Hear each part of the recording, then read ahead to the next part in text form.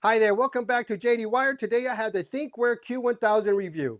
But stay till the end because I'll be showing you some additional driving footage. The Thinkware Q1000 Dashcam has a resolution of 2K QHD, which is 2560 by 1440p at 30 frames per second. The Dashcam will capture stunning 2K QHD footage at night or day. Thanks to its 5.14 megapixel Sony Starvis image sensor and true HD technology, the Q1000 records important details with improved contrast and clarity. If needed, you could also set the resolution to Full HD at 1920 by 1080p at 60 frames per second. The Q1000 comes with a Super Nighttime Vision 3.0 and a Sony Starvis IMX335 sensor, which is ideal for late night drives. This feature enhances the video brightness in low light conditions so you don't miss any critical details. Another feature is HDR, also known as High Dynamic Range. Its multi-exposure captures maximum image details in high contrast scenes and corrects exposure levels when a subject is too dark or bright. However, when you have HDR on during your driving mode, you cannot use your Super Nighttime Vision, so you would need to set one. And of course, it depends. If you drive mainly at night, then you want to use the Super Nighttime Vision. If you don't drive too much at night, then you want to set it to HDR. Again, this is your preference. The Dashcam comes with a 32 gigabyte micro SD card.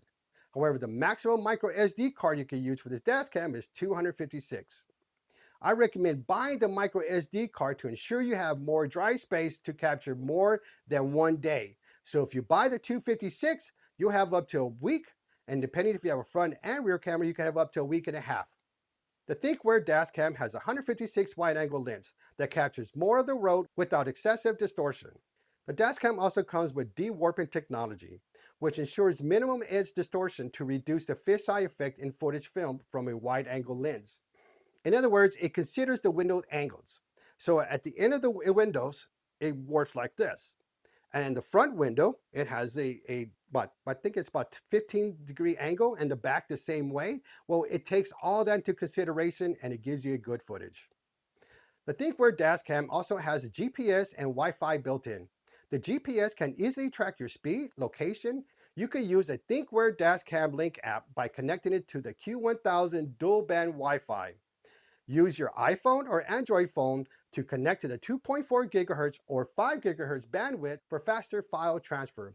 Once connected, you can easily adjust the settings, replay footage, and download the latest driving footage on the go. The Thinkware Connected app is optional. It allows you to receive impact notifications and remotely monitor your vehicle's surroundings with your smartphone. You can also connect to the app by using the Bluetooth 5.0 if needed. Dashcam also comes with continuous recording, also known as loop recording. Continuous recording will create 1-minute recordings that will automatically overwrite the oldest recording when the memory card is full. Even though you have continuous recording, you must format your Dashcam at least once a month. This is because it's recording new videos and deleting old ones. Then there is continuous mode incident recording, also known as G-Sensor, which is one of the Dashcam's most essential safety features. You can change this to disabled, lowest, low, mid, or high for the sensitivity. A collision or shake, such as potholes, speed bumps, or hard braking, triggers the impact sensor. It automatically locks the current footage, and loop recording does not overwrite this file.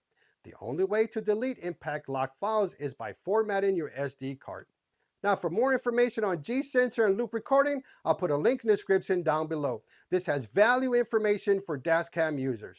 Next we have is Thinkware's Parking Mode.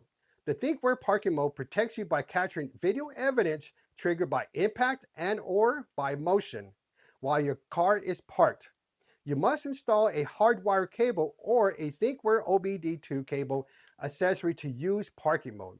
For a step-by-step installation video on the Thinkware hardwire cable, subscribe to JD Wired for that video tutorial. Now let me explain what a hardwire cable does.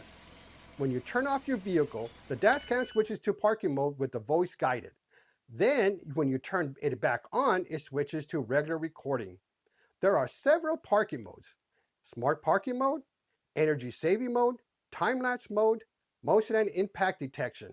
Smart parking mode prevents heat-related damage by transitioning to low power mode if the vehicle's temperature rises. So when the temperature rises during parking mode, the Dashcam switches to a low power mode in high temperatures, recording impacts only until normal parking mode can be resumed. In this mode, the Dashcam will only record impact detection of the vehicle for 20 seconds, immediately after the impact has been detected. Energy saving mode reduces power consumption by saving footage triggered by impact only, which also increases the total duration to 2 times more. Then there is time-lapse. Time-lapse records at 2 frames per second allowed extended parking surveillance without increasing power consumption. A video is recorded at a rate of 2 frames per second for 10 minutes, compressed into a 2-minute file. Since the video file recorded with this option is small, you can record a long video.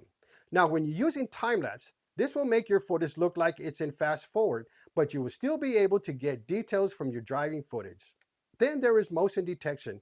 Motion detection monitors the movement in your area or vehicle's impact, and the Dashcam can capture a 20-second video clip, 10 seconds before and 10 seconds after the incident. Then there is impact detected. When an impact is detected while parked, a video is recorded for 20 seconds, 10 seconds before and 10 seconds after detection. Our next feature is Advanced Driving Assistance System, also known as ADAS. These systems decrease the risk of collision and reduce the severity of injuries. They offer real-time audio alerts to help keep the driver aware of potential hazards on the road. The first is Front Vehicle Departure Warning, also known as FVDW. It notifies the driver when the vehicle ahead starts moving after you come to a complete stop. Then there is Forward Collision Warning, also known as FCWS.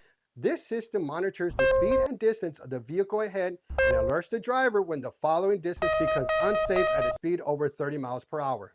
Next is Lane Departure Warning System, also known as LDWS. Depending on the setting, this system alerts the driver when the vehicle unintentionally drifts off into another lane of speeds over 30 to 50 miles per hour.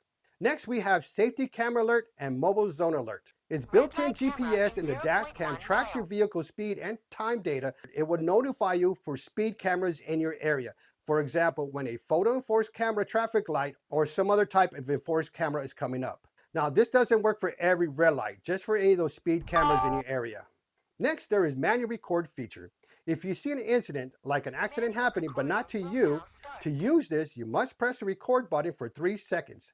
A video will be recorded for 1 minute, 10 seconds before pressing the button, and 50 seconds after you press the button. Then there is SOS recording option. If you press the power button for 3 seconds when an incident occurs, a video will be recorded for 10 seconds, 5 seconds before the incident and 5 seconds after the incident. Another feature this Dashcam has is privacy recording. Privacy recording is a new feature that erases your SD card for your privacy. It consistently loops over an existing footage and stores only a limited time of backlog. Now, you could also set this to G-Shock only mode. In this mode, the Dashcam will only record if an incident occurs and does not consistently record. Now, let me show you some additional driving footage and you can see the Q1000 at work.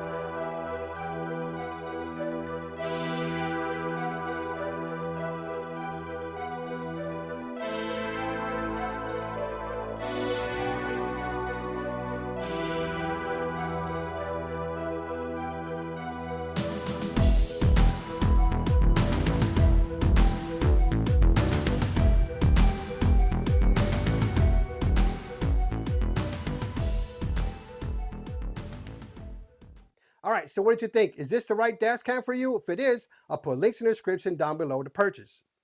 If you enjoyed this video, please hit that like button because it really helps the channel grow. Don't forget to hit that subscribe button and select all notifications for all upcoming videos, because I also do more tech reviews and Dashcam reviews. Thank you for watching, and I'll see you on the next one.